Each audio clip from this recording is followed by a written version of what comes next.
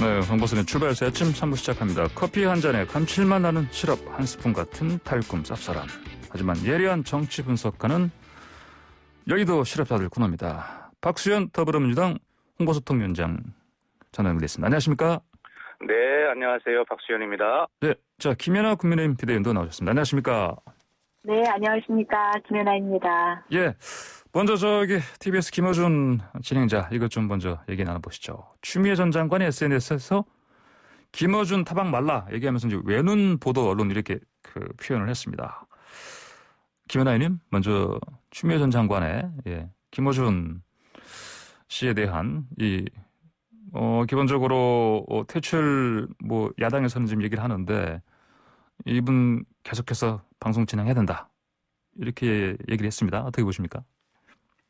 네, 전직 법무부 장관께서 그렇게까지 언급하실 문제인가라는 생각이 하나 들었고요. 예. 두 번째는 이 문제의 본질에 대해서 명확하게 설명 안 하시고 그것에 의한 결과만 갖고 얘기하시는 것 같습니다. 이 문제의 본질은 김어준 씨가 굉장히 편파적인 방송을 하고 있다.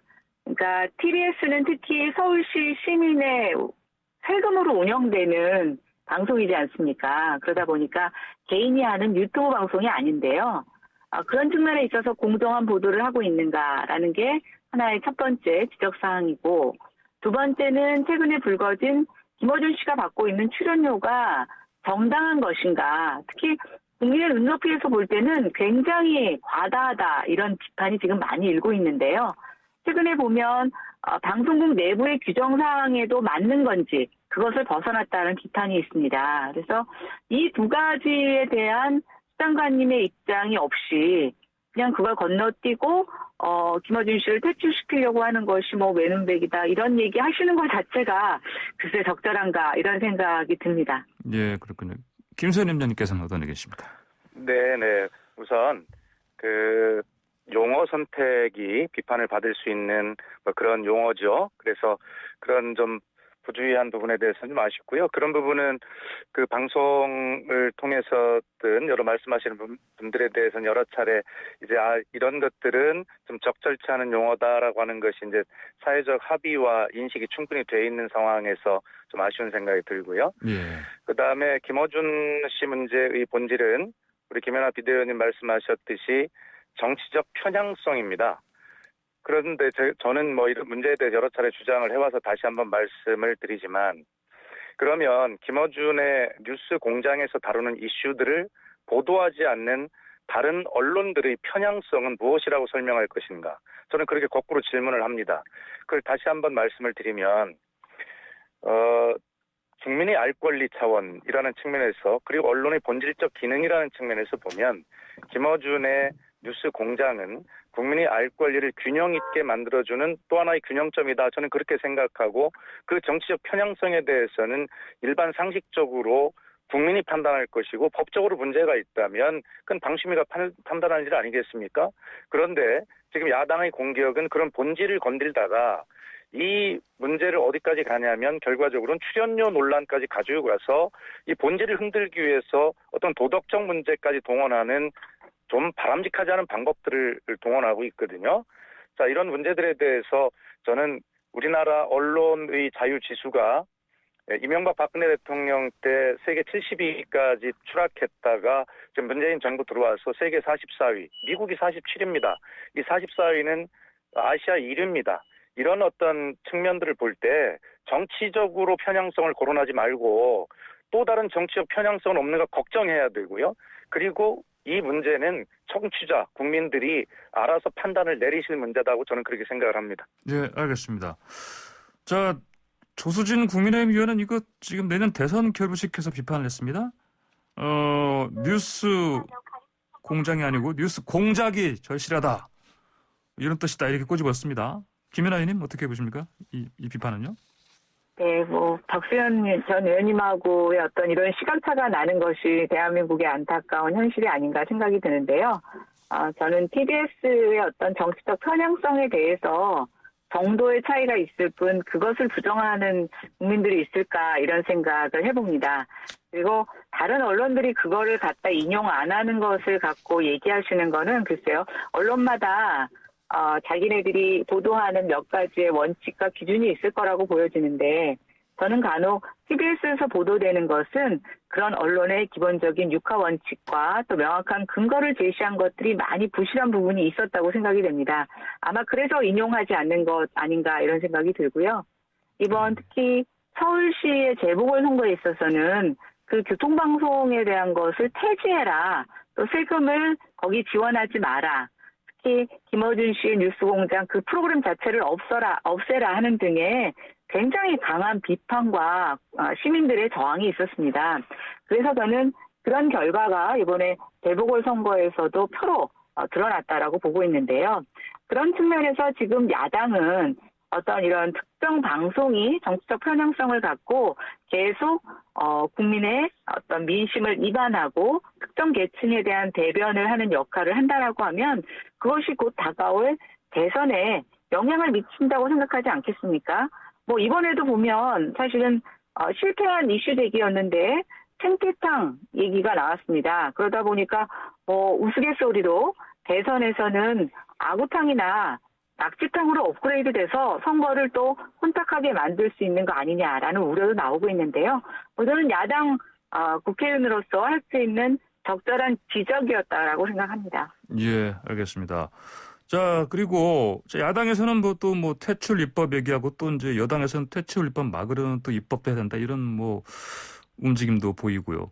근데 지금 야당에서 감사 청구를 했고요. 그래서 감사까지 지금 갈 것 같은데 보니까 이렇게까지 꼭 해야 되는 상황입니까? 김연아 의원님? 세금이 들어가는 곳입니다. 근데 세금이 들어가는 방송국에서 명확한 출연료에 대한 근거를 위반한 사례, 또 그것을 밝히지 못하는 이런 사례에 대해서 저는 그런 거 감사하라고 감사원이 있는 것이 아니겠습니까? 저는 그리고 이것이 김어준 퇴출법이라고 생각하지 않습니다. 우리가 어떤 법을 만들 때 특정인의 이름을 거론해서 누구를 보호하고 그 사람만을 겨냥한 그런 법은 저는 올바른 입법이라고 생각하지는 않습니다. 예. 앞으로 대한민국 모든 방송과 언론에서 누군가가 이런 식의 특별 대우를 받는다면 또 굉장히 편향적이고 정치 진영 논리에 빠진 발언을 하지만 그것이 제재받지 못한다면 저는 그것은 당연히 제재가 있어야 되고 또 그것에 의한 정정이 있어야 된다고 생각합니다. 그것을 막는 것이 저희가 입법을 하는 취지이지 특정인을 몰아내고 특정인을 보호하는 그런 어떤 편협한 입법은 저는 바람직하지 않다고 생각이 됩니다. 예, 알겠습니다. 아까 박수현 위원장께서요, 방심위 장관 언급하셨는데 진중권 전 교수가 네. 김어준 문제의 본질은 방심위가 제기능 상실한 거다 이런 비판을 했습니다. 찬성하십니까? 예, 그렇죠. 우리 김연아 의원님께서는 아침에 이제 김어준의 뉴스공장을 간혹 들어보시는지는 모르겠습니다만 저는 이제 간혹 듣거든요. 그리고 소위 이제 조중동을 비롯한 여러 가지 보수 언론 매체들을 빠짐없이 조파하고 있죠. 그랬을 때 국민의 한 사람으로 보면 저는 이런 생각이 들어요. 예를 하나 들면 우리 영국이 일상으로의 복귀를 이루었다라면서 우리나라 큰 메이저 보수 언론들이 마스크를 벗은 영국인들의 그 사진을 대문짝만하게 실었어요. 그러면서 영국이 마치 코로나에서 해방된 것처럼 그러면서 왜 대한민국은 이 모양이냐라고 하는 이야기를 하고 싶었던 것입니다. 그런데 그날 김어준의 뉴스공장은 어떤 이야기를 하냐면 이런 걸 또 가르쳐줘요. 영국은 소위 우리 언론이 이 아스트라제네카의 불안성을 막 이야기하고 보도하고 할 때 영국은 아스트라제네카를 만든 나라고 그 아스트라제네카 백신으로 접종을 해서 일상으로 회복이 됐다면 일상으로 회복이 된 겁니다. 그러면 아스트라제네카를 맞은 영국을 찬양하면서 부러워하면서 한쪽에서는 또 아스트라제네카 백신의 불안성을 이야기해요. 김어준의 뉴스공장은 그런 어떤 사실들에 관해서 국민이 그 신문만 보면 영국은 이렇구나. 아스트라제네카는 불안하구나.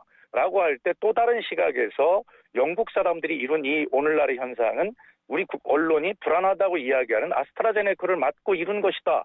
라고 하는 균형 있는 이야기를 해줍니다.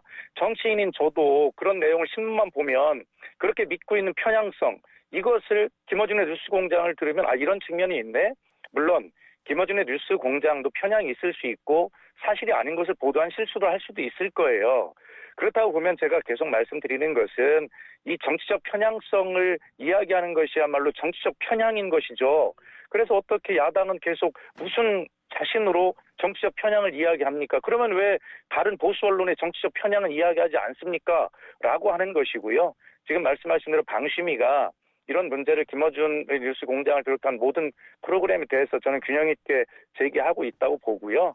오직 제가 말씀드리는 것은 야당이 이 김어준의 뉴스 공장만 퇴출시키면 이게 내년 대선에서 이런 어떤 진보 진영을 묶어내는 그리고 국민에게 보수 언론이 제공하지 않는 새로운 사실들을 알려줄 곳이 없기 때문에 야당이 대선에서 이길 수 있는 절호의 기회가 되겠구나라고 하는 지점을 바로 그 지점을 꼽고 있는 것이 아닌가 하는 생각을 하고 있는 것입니다. 예, 알겠습니다. 자, 다음 주제로 넘어가 보시죠.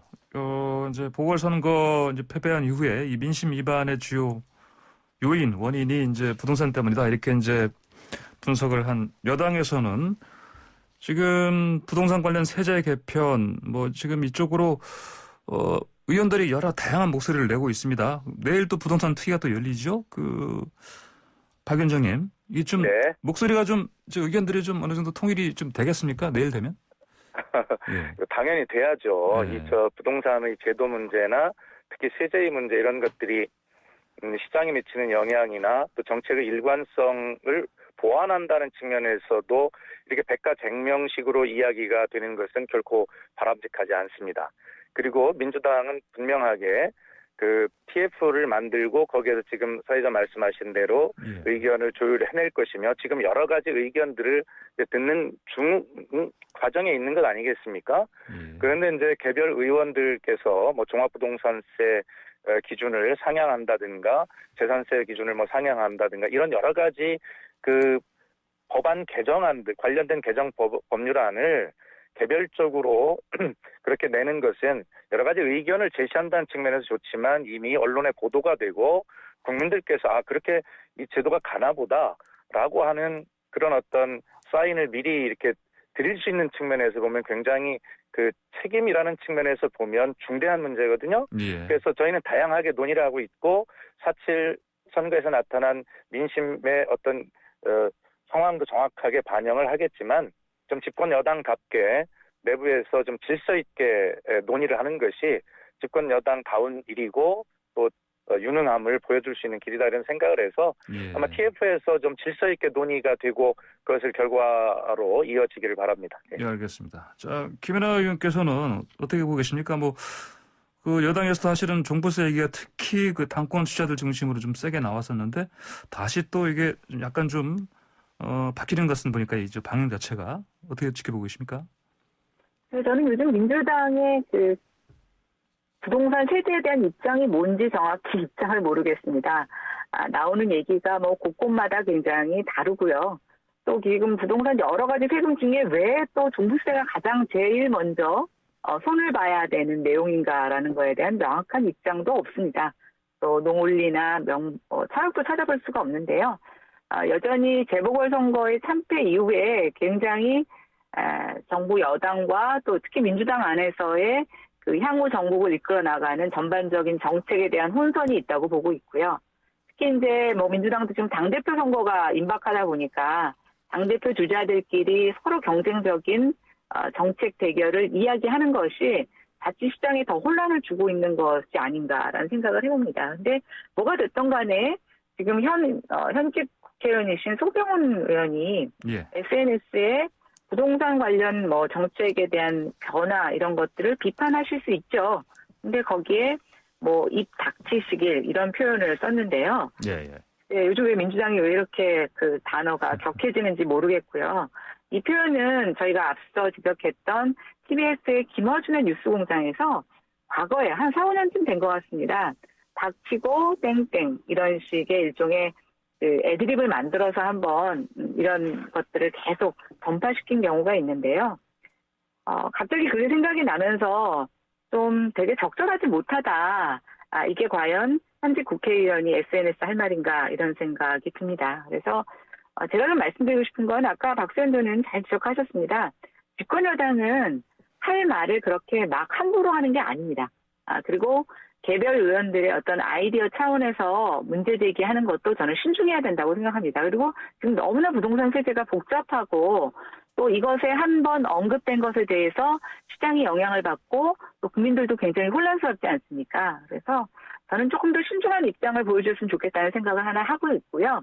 두 번째는 세제를 갖고 부동산 시장을 잡겠다, 가격을 틀어막겠다라고 하는 것 자체가 저는 틀린 접근이라고 생각이 됩니다. 그래서 이 부분에 대한 수정을 본격적으로 해야 되는데요. 그러려면 조세는 원래의 조세 기능으로 돌아가야 되고 또 예측 가능하고 지불 가능하고 지속 가능한 측면에서의 세제 개편을 가져가야 되는데 지금 첫 단추가 잘못 끼다 보니 이것을 어떻게 수습해 나갈지 사실 관련 전문가로서 걱정이 되는 측면도 있습니다. 예. 자, 박수현 위원장님. 네.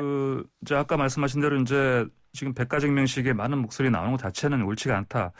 자, 그럼에도 불구하고요. 그래도 전반적으로 이를테면 그동안의 비판을 보면요. 부동산 이 세제 자체가 일단 보유세, 그다음에 거래세 둘 다 털어막았기 때문에 이게 지금 뭐 부동산 거래도 안 되고 있고 그래서 이제 이 방향 좀 전체적인 큰 틀에서도 이런 고민이 필요하다 이런 비판 많지 않았습니까?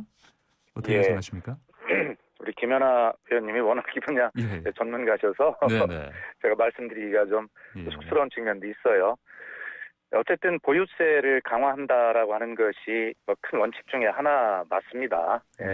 맞고 다만 이제 거기에서 거래세, 그다음에 양도소득세 이런 문제들을 좀 보완해야 하는 것 아니냐라고 하는 뭐 그런 이야기들이 정말 저도 이제 정치를 하는 사람이기 때문에 현장에서 들어보면 그런 말씀들이 굉장히 주류를 이루고 계시죠.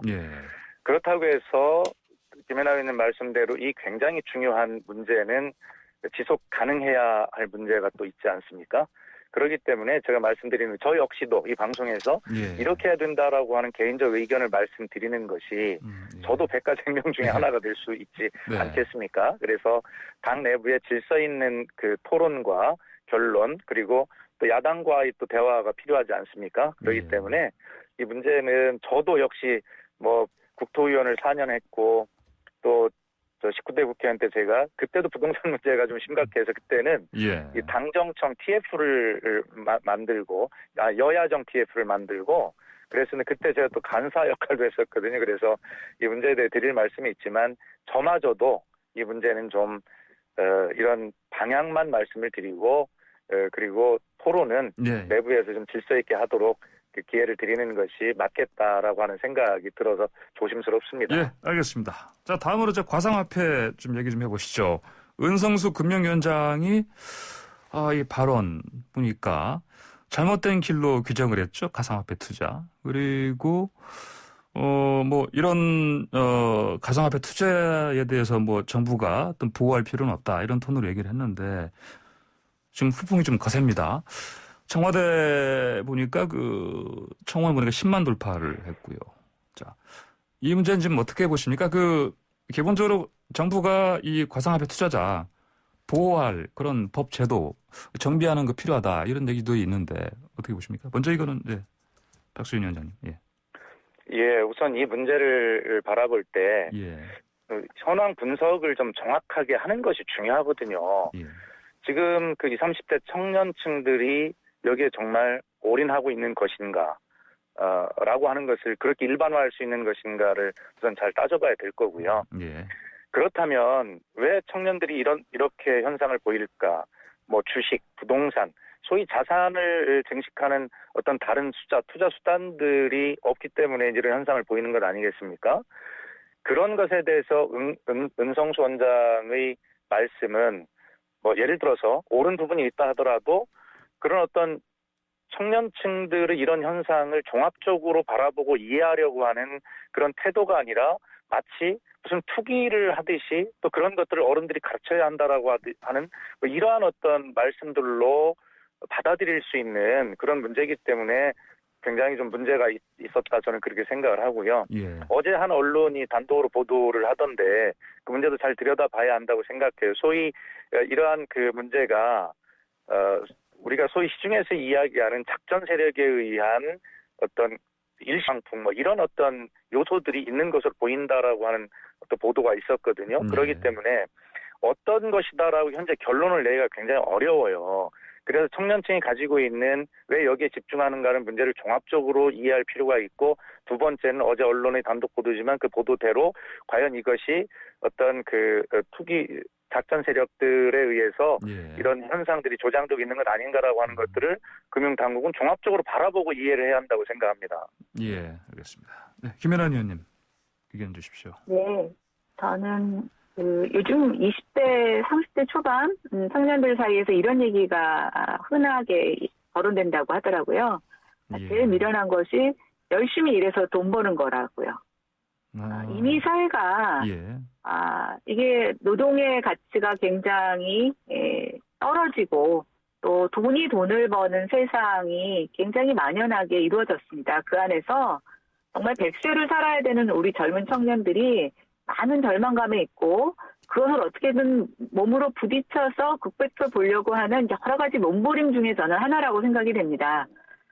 어떤 이런 사회현상에 대한 이해가 저는 먼저 필요하다고 생각하고요. 예. 그런 측면에서 은성수 금융위원장의 발언은 그냥 금융기관을 관리하는 정책당국자로서 또 기득권의 한 사람으로서 굉장히 안이한 판단이고 또 좀 경솔한 발언이었다라고 생각이 됩니다. 제가 기억에 유시민 전 장관이 아마 이 비트코인, 블록체인 얘기에서 방송에서 토론을 하셔서 한번 그때도 굉장히 큰 문매를 맞으셨던 걸로 기억을 합니다. 역으로 돌아가면 우리가 그때서부터 이 부분에 대해서 진지한 논의를 했더라면 지금 좀 어떻게 됐을까라는 생각을 해봅니다.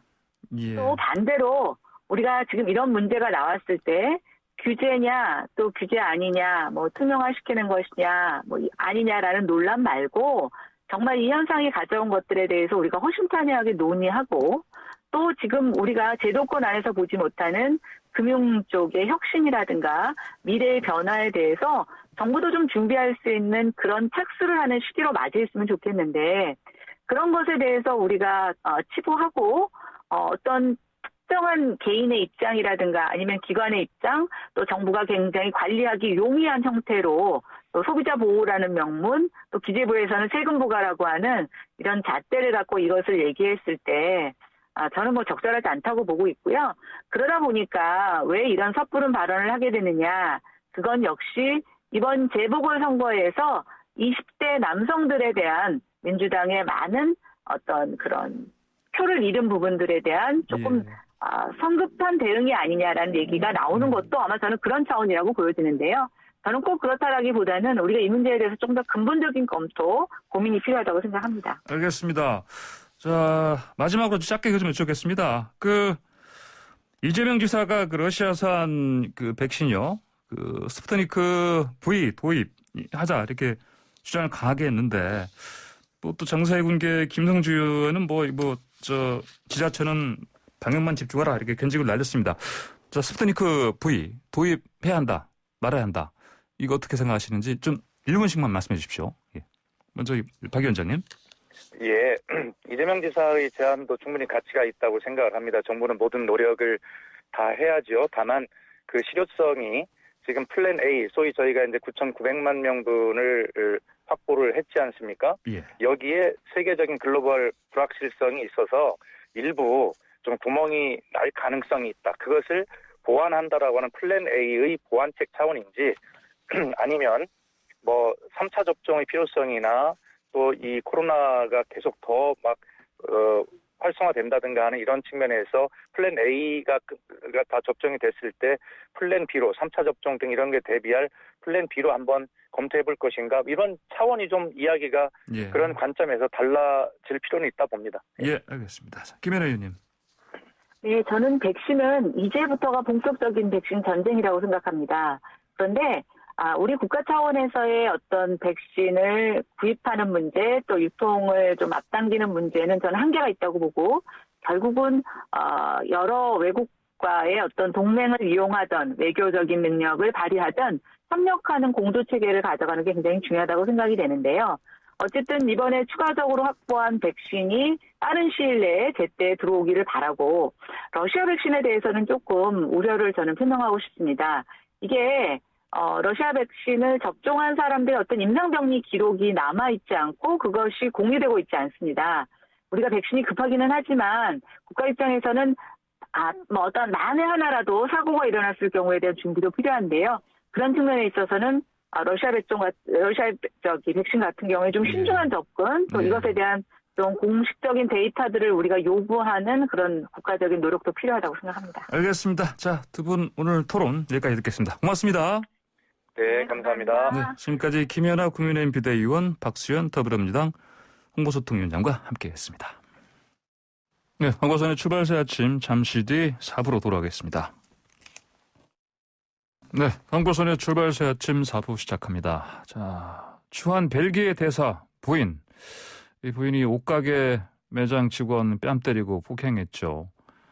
이 문제 지금 외교관 면책 특권의 그 정당성 문제로까지 지금 논란이 커지고 있습니다. 이거 좀 법적으로 들여다보겠습니다. 자, 구자룡 변호사 전화 연결됐습니다. 안녕하십니까? 네, 안녕하세요. 구자룡 변호사입니다. 먼저 이 사건 좀 간단히 좀 정리해 볼까요? 그 개요부터. 예. 이 사건은 주한 벨기에 대사의 부인이 서울의 한 옷가게 매장 직원 뺨을 때린 문제가 이제 커지고 있는데요. 구체적으로 살펴보자면은 지난 9일 피터 레스코이의 주한 벨기에 대사의 부인인 중국계 A씨가 한남동의 한 매장에서 옷을 살펴보다가 구매를 하지 않고 매장을 나가는데 마침 A씨가 입고 온 옷이 해당 매장에서 판매 중인 브랜드의 재킷이었기 때문에 매장 매니저가 A씨가 계산하지 않은 옷을 입고 나가는 것인지 이제 확인을 했던 것입니다. 그래서 쫓아나가서 대사 부인에게 이제 상황을 설명하고 이제 양해를 구하니까 이제 대사 부인이 옷을 확인을 시켜주고 그러니까 이제 직원이 오해해서 미안하다 이렇게 사과를 하고 매장으로 돌아왔는데 몇 분 뒤에 대사 부인이 매장으로 다시 찾아와가지고 실랑이가 이어지다가 다른 직원이 말리자 부인이 그 직원의 뺨을 때렸습니다. 그래서 직원 눈 실핏줄이 터질 정도로 뺨을 세게 맞았지만 직접적으로 사과도 받지 못한 것으로 알려졌는데 그런데도 대사 부인이 외교관 아내이기 때문에 처벌도 하지 못한다. 이런 사실이 알려져서 지금 논란이 커지고 있습니다. 예, 그렇군요. 근데 그 사과문이 나오긴 했는데 이 장본인이 직접 한 게 아니고 대사관에서 이걸 사과 입장을 냈어요? 예, 대사관 계정으로 SNS 계정으로 보도자료 형식으로 냈는데 이게 또 논란이 됐습니다. 대사 부인의 개인 사건인데 대사 부인은 전혀 나서지도 않고 직접 사과도 하지 않고 병원 대사관이 대사관이 왜 대신 사과를 하는지 이것도 의문인데다가 정작 중요한 피해자 개인에 대해서는 아직 사과가 전혀 없었습니다. 게다가 대사 부인이 현재 뇌졸중으로 병원에 입원해 있다 이렇게 이제 직접 나서지 않는 것에 대해서 변명하고 있는데 실랑이 벌이면서 싸우는 CCTV 장면 보면은 이게 갑자기 지금 와서 아프다고 할 만한 그런 상태가 아니었던 거 아니냐 이렇게 좀 의아한 면이 있고 의심스럽네요.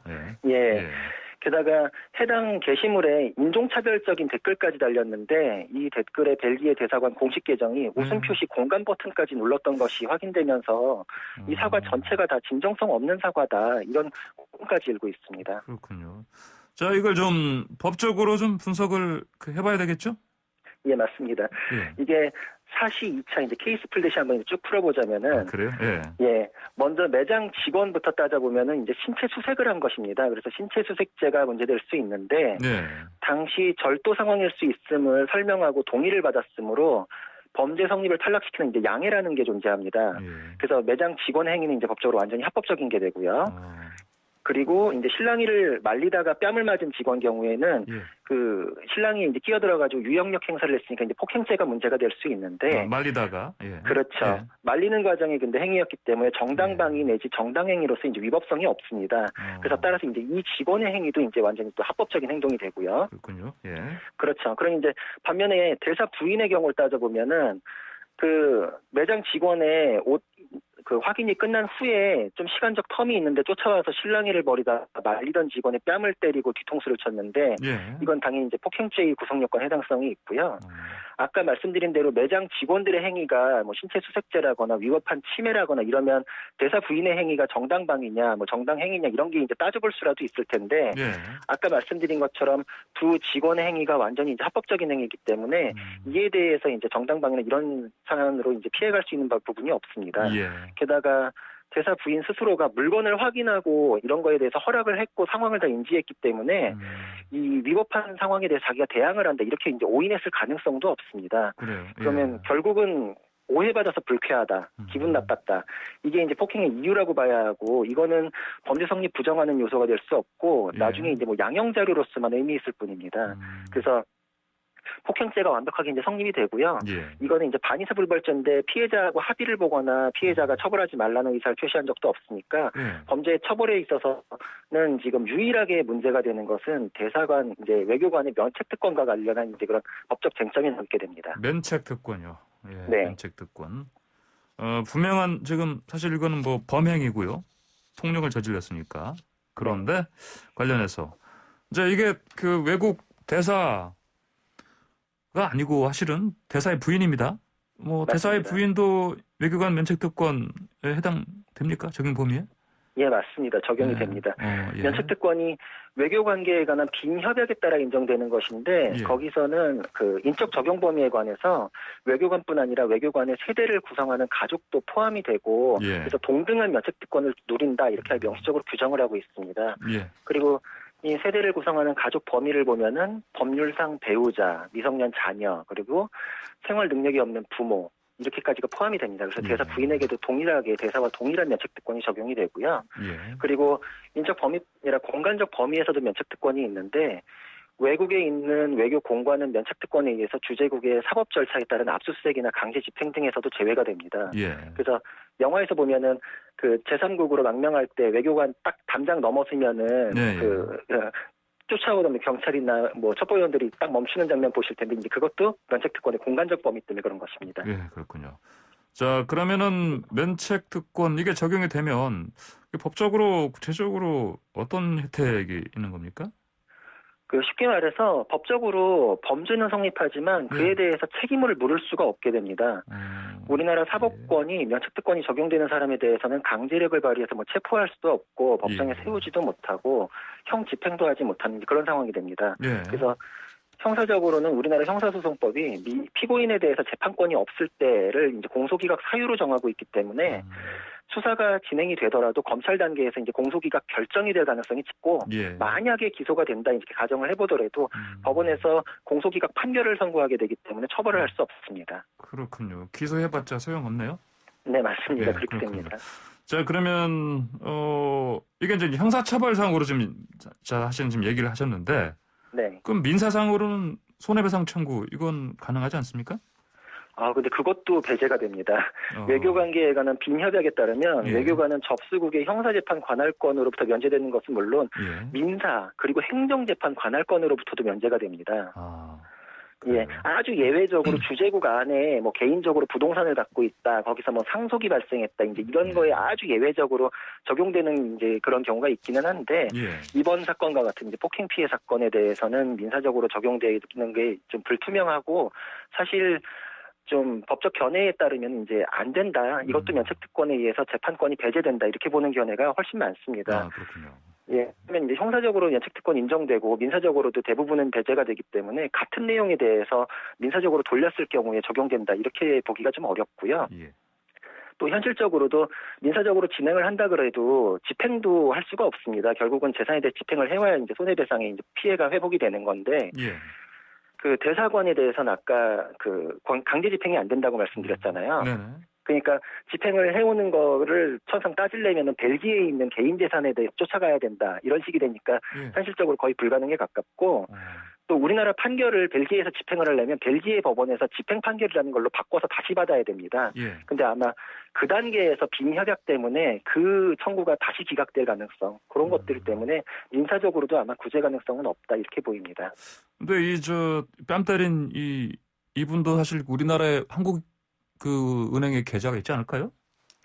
근데 예. 이 면책 재판 관할권이 배제되면은 이제 그런 부분에 대해서도 아마 네네. 아마 시작부터가 이제 어려울 걸로 보입니다. 아, 그래요. 예. 예. 자, 그러면 또 이게 외교관 면책 특권 관련해서 이 과거에도 하신 사례들이 좀 문제가 있었을 텐데 어떤 게 있었습니까? 뭐 이를테면 보면은 아까 물론 이제 뭐 이 빈 협약에 따라서 뭐 이제 대사관에 들어갈 수도 없고 근데 제 기억으로 예전에 아예 대사관 직원들을 인질로 삼고 했던 그런 것들도 있었는데 옛날에. 맞습니다. 그렇죠? 그래서 예. 외교적으로 큰 사건들이 많이 있었는데 예. 최근에 이제 가벼운 사건부터 따져보면 파키스탄 대사관 공관원 2명이 이제 우리나라에서요? 우리나라에서 절도하다가 발각돼가지고 예. 사건이 이제 공관원들이 이제 돈을 지불하고 죄송하다 그러니까 이제 마트에서 처벌 원하지 않는다 이렇게 해서 사건이 내살 종결됐었는데 예. 이것도 사실 우리나라 사람이 저지른 범죄였으면 이렇게 끝날 수가 없거든요. 예. 그래서 이것도 면책특권이 내살 종결의 핵심이었고 그리고 과거에 필리핀 대사가 우리나라에서 성추행했던 것 때문에 우리나라하고 필리핀이 분쟁이 있었던 적도 있고 예. 또 반대로 우리나라는 뉴질랜드 공사 참사가 현지인 직원 성추행했다. 이것 때문에 뉴질랜드하고 우리나라하고 상당히 장기간 외교 마찰 빚은 바도 있었고요. 예. 예. 그리고 방금 말씀하셨던 그 굉장히 유명한 사건인데 1979년에 이란하고 미국하고 외교 분쟁 발생하니까 이란에서 예. 주 이란 미국 대사관 직원 한 50명 정도를 2년 동안 억류했던 굉장히 큰 사건이 있었습니다. 이것도 예. 면책특권에 대해서 적용이 있어야 되는데 또 쳐들어가가지고 이런 이례적인 사건이 벌어진 것 때문에 예. 좀 세계적으로 큰 논란이 됐던 사건입니다. 하긴 벨기에 대사 부인 잡겠다고 우리 경찰이 주한 벨기에 대사 공간에 쳐들어갈 수 없죠. 네. 예. 자, 그러면 외교적으로 이제 국가 간의 문제가 돼버리기 때문에 네네. 따져야 될 게 굉장히 많습니다. 예. 이럴 경우에. 자, 그러면은 이 문제, 뺨 때린 벨기에 대사 부인, 이거 현실적으로 어떤 해결할 수 있는 아니면 처리할 수 있는 방법 없습니까? 예? 이제 외교관에 대한 부분은 외교적으로 처리하는 게 가장 바람직하지 않을까 이렇게 생각이 됩니다. 예. 외교관계에 관한 빈협약 보면 41조에서 면책특권을 침해하지 않는 범위에 내에서는 접수국의 법령을 존중할 의무를 부여를 하고 있습니다. 예. 그리고 32조를 따져보면은 파견국은 외교관 및 면제를 향유하는 자에 대해서 재판 관할권의 면제를 포기할 수 있다. 이렇게 규정을 하고 있습니다.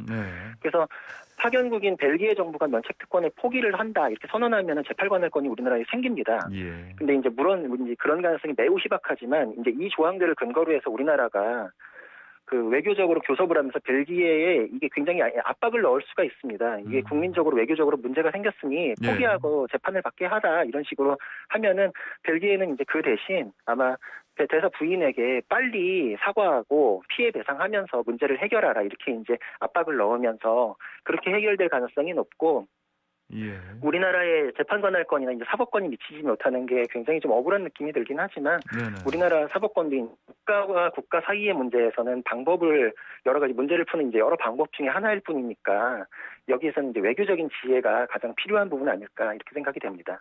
외교적인 지혜요?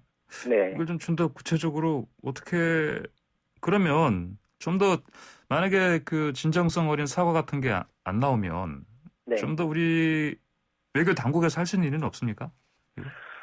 방금 같은 이제 진행을 하고 만약에 그렇지 않을 경우에는 접수국에서 해당 외교관을 추방시키는 방법이 있기는 합니다. 예. 대사를 네, 그래서 추방. 문제 인물을 접수국에서 이제 외교적으로 기피 인물이다 이렇게 선언을 해버리는 것인데 이거는 이제 외교관 처음에 파견할 때 아그레망이라는 거 있잖아요. 예. 아그레망. 그래서 접수국의 동의를 받아서 보내야 되기 때문에 외교관은 파견국이랑 접수국이 항상 함께 결정한다 이런 개념이 있습니다. 그래서 아그레망은 접수국에서 거부할 경우에 아무런 이유를 달지 않아도 된다라고 아예 빈협약에 규정이 돼 있을 정도입니다. 그러니까 접수국의 권리이기 때문에 이걸 이제 응용해가지고 아그레망의 철회 개념으로 이 사람을 우린 더 이상 외교관의 이제 면책특권 적용 대상으로 볼 수 없다라고 하면은 파견국도 일방적으로 주장할 수 없게 되기 때문에 그 경우에는 외교적으로 분쟁이 굉장히 커지고 파견국에서는 이제 그 상황이 되면 보통 빨리 소환을 해버립니다. 그래서 이런 외교적 마찰이 좀 강경하고 해결이 어렵겠다 싶으면은 파견국에서 이제 빨리 해결을 하게끔 우리나라 같은 경우에도 예전에 외교적 분쟁이 있을 때 외교관 차원에서 대사관이 직접 사용자 책임 개념으로 배상을 대신해줬던 경우가 있기 때문에 아마 그런 식의 해결이 되지 않을까 이렇게 예상이 됩니다. 예, 알겠습니다. 오늘 말씀 여기까지 듣겠습니다. 고맙습니다. 네, 감사합니다. 네, 지금까지 구자룡 변호사였습니다. 네, 스포츠가 얼마나 좋은지 오늘은 직접 스튜디오에 나와서 알려주시려고 YTN 스포츠부 조은지 기자 나와 있습니다. 안녕하십니까? 안녕하세요. 숨가빴던 주말인데 일단 토트넘 손흥민 선수 소식부터 전해드려야 될 것 같아요. 또 울었습니다. 또 울었어요? 네. 너무 자주 울어요? 네. 오늘 새벽 영국의 축구 성지 웸블리 스타디움에서 예. 맨체스터 시티와 리그컵 결승전이 있었습니다. 0대 1로 졌어요. 예. 프리킥 세트피스 상황에서 수비수 라포르테가 헤딩으로 결승골 넣으면서 맨시티가 4회 연속 우승했습니다. 사실 한 골 내줬는데 4대 0 돼도 이상하지 않을 경기였어요. 그래요? 일방적이었어요. 예. 토트넘이 이제 수비로 엉덩이 빼고 주저앉아 있었고 맨시티가 예. 계속 두드리는 그런 상황이었습니다. 슈팅수 21대 2. 21대 2요? 네, 예. 손흥민은 최전방에 갇혀서 예. 슈팅 하나 날리지 못한 채 우승 문턱에서 또 좌절했습니다. 부상이었던 케인도 출전했는데 100% 모습이 전혀 아니었고요. 뭐 손흥민이나 케인이 잘했다 못했다 이렇다기보다 글로 아예 갈 수 있는 공조차 없는 답답한 경기였어요. 자, 손흥민 선수 울었다고 말씀하셨는데 네. 어떻게 울었어요? 예. 거기서는 이제 지금 황보선 앵커도 예. 또 울었냐 이러지만 예. 사실 영국 사람들이 봤을 때는 좀 예. 깜짝 놀랐나 봐요. 예. 사실 저희는 뭐 러시아 월드컵 때 라커룸에서 대성통곡 수준으로 우는 것도 봤고 네. 그 앞서서는 2016년 리우 올림픽 때 지고 이제 8강에서 떨어지고 그라운드에서 엉엉 우는 것도 봤고 뭐 아시안컵 때도 뭐 우승 못해서 울었고 예. 근데 현지에서는 좀 분위기는 싸늘해요. 못해놓고 뭘 우냐 이런 혹평도 있고 예. 또 누구는 이제 우는 거를 처음 봤으니까 이번 경기로 손흥민 이적이 확실하다 이렇게 크게 받아들이기도 하더라고요. 아, 그래요? 왜냐하면 이제 토트넘 사실 올 시즌 우승은 당연히 못하고 내년에 챔피언스리그 티켓을 딸 수 있는 상황도 사실 아닙니다. 예. 근데 손흥민 선수가 2010년 독일 함부르크에서 프로 선수로 데뷔해서 이제 올해 12년 차인데 아직까지 우승 트로피가 단 하나도 없어요. 그래요. 유일한 우승이 2018년 자카르타 아시안 게임 때 금메달 딴 거. 네, 그게 이제 본인 축구 인생 이제 뭐 성인이 돼가지고는 유일한 우승 경력이기 때문에 조금 뭐 이적의 무게가 일단 현지에서는 많이 실리고 있다 이런 분위기입니다. 그렇군요. 네. 자, 간밤에 자 토론토의 류현진 선수도 자 마운드에 올라갔죠. 네. 잘 던졌는데 예. 스스로 마운드를 내려왔습니다. 잘 던지다가 스스로 네. 내렸다. 예. 템파베이 상대로 무실점 행진 이어가고 있었는데요. 예. 0대 0이던 4회 투아웃에서 안타 맞아서 1루에 이제 주자 보낸 다음에 갑자기 벤치에 신호를 보내는 거예요. 그래서 통역이랑 투수 코치가 올라갔고 또 예. 감독까지 올라가서 마운드에서 속닥속닥 하더니 갑자기 교체가 됐어요. 예. 공 62개 던지면서 이제 안타 3개 맞긴 했는데 사실 삼진도 5개 잡았고 무실점으로 잘 맞고 있었거든요. 네. 예. 이게 부상자 명단 오르는 거냐 무슨 일이냐 뭐 이랬는데 알고 보니 가벼운 엉덩이 통증이라고 해요. 그래요? 이제 예. 경기 끝나고 이제 경기는 또 무사히 1대 0으로 이겼습니다. 그래서 끝나고 나서 화상 인터뷰를 했는데 이제 류현진 선수가 그 안타 맞았을 때 초구 던지는 순간 느낌이 좀 이상했다. 간단히 이제 경기 그 내려와가지고 간단히 점검을 했는데 예. 경과가 좋아서 전혀 걱정은 안 한다. 부상이라고 표현할 정도도 아니고 근육이 긴장한 정도다. 이제 본인이 내려간다고 그래도 자진강판에서 빨리 결정해서 부상으로 이어지지 않은 게 다행이다 이러면서 뭐 여유 있는 기쁜 표정을 지었습니다. 그렇군요. 네. 자, 국내 야구도 한번 보죠. 네. 그 돌부처죠. 네. 오승환. 기록 하나 세게 썼네요. 세게 썼습니다. 네네. 삼성의 끝판대장 오승환 선수 KBO 네. 사상 최초로 300세이브 위협을 달성했습니다. 어제 광주 기아전에서 3대 2로 앞선 9회 등판에 1이닝 무실점으로 맞고 세이브를 수확했습니다. 예. 그 표정 변화 없는 포커페이스로 유명하잖아요, 사실. 근데 네. 어제 세이브 추가하고는 활짝 웃었습니다. 부처도 웃었구나. 네. 2005년 프로 데뷔한 이후 16년간 예. 497경기 만에 이룬 새 역사고요. 예. 뭐 최소 경기 100세이브 또 최소 경기 최연소 200세이브에 이어 300세이브도 얄궂게도 기아가 모두 상대였습니다. 네, KBO 통산 세이브 2위가 손승락 선수고 271개예요. 근데 은퇴를 이미 해버렸고요. 그래요. 예. 현역에서는 한화의 정우람 선수가 이제 제일 세이브가 많은데 183개. 그러니까 사실 오승환 선수와의 차이가 너무 크죠. 네. 불멸의 기록으로 남을 가능성이 있습니다. 그렇군요. 근데 오승환 선수는 일본에서도 80세이브, 메이저리그에서도 42개 했거든요. 예. 한미일 통산 422세이브입니다. 부록 나이에 정말 대단한데요. 그래요. 오승환 선수 이제 어제 끝나고 인터뷰에서 다음 목표로 예. 한미일 통산 500세이브 그걸 새롭게 목표로 그래요? 내걸었어요. 예. 오승환 선배처럼 되고 싶다는 후배들을 위해 또 후배들이 도전할 수 있도록 최대한 많은 세이브를 거두겠다 이런 얘기를 했습니다. 그렇군요. 시간이 좀 남아서 제가 예. 또 속보를 하나 들어봤습니다. 무슨 속보요? 또 무슨 얘기를 시간을 때워야 되나 네. 좀 고민하고 네. 계셨죠? 속보가 하나 있는데 도쿄올림픽 또 패럴림픽 선수단 4월 말부터 코로나19 백신 접종을 시작한다라는 문체부의 보도자료가 4월 말이요? 이번 주잖아요. 그러니까요. 저는 이번 주라고 그래서 썼습니다. 그렇군요. 예. 네, 8시 반에 문화체육관광부가 보도자료를 냈는데요. 네. 이제 언제 맞냐, 뭐 가는 거냐 얘기는 많지만 어찌됐건 아스트라제네카 같은 경우는 8주가 접종 텀이어가지고 좀 예. 힘들다 해서 화이자로 맞기로 했고요. 예. 기타 지원 인력 같은 경우는 30세 이상은 아스트라제네카 백신을 맞기로 했습니다. 네, 알겠습니다. 오늘 소식 여기까지 듣겠습니다. 감사합니다. 고맙습니다. 네, 지금까지 YTN 스포츠부 조은지 기자였습니다.